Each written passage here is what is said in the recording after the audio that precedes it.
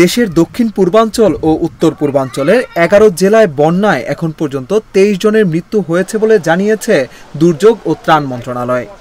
মৌলভীবাজারে নিখোঁজ রয়েছে 2 জন।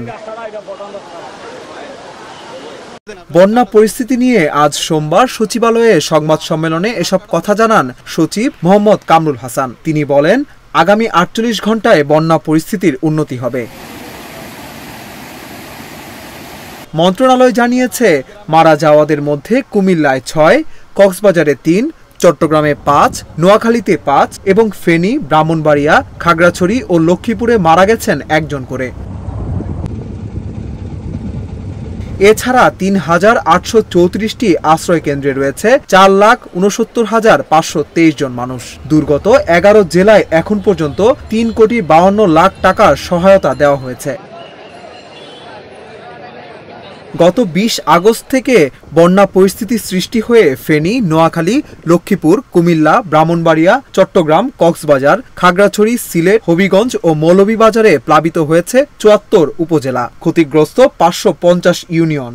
11 জেলায় মোট পানিবন্দী 12,38,048 পরিবার। ক্ষতিগ্রস্ত লোকের সংখ্যা 57,01,204 জন। ফেনীতে বন্যার্তদের চিকিৎসার জন্য একটি ফিল্ড হাসপাতাল করা হয়েছে বলেও জানান KM আলী রেজা।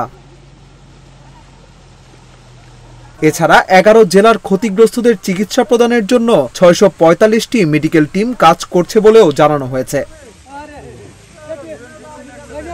বৃষ্টি ও ভারত থেকে নেমে আসা পাহাড়ি ঢলের কারণে ভয়াবহ হয়ে উঠেছে দক্ষিণ পূর্বাঞ্চলের বন্যা পরিস্থিতি। আকস্মিক বন্যায় ঘরবাড়ি, রাস্তাঘাট তলিয়ে বিপাকে পড়েছেন তারা। অনেকেই ঘর থেকে কিছু বের করতে না পেরে খালি হাতে ছুটে এসেছেন আশ্রয় কেন্দ্রে। দুর্গত এলাকায় এখন দেখা দিয়েছে বিশুদ্ধ পানি ও খাবার সংকট। স্থানীয়রা বলছে, স্মরণকালে এমন ভয়াবহ বন্যা দেখেননি তারা।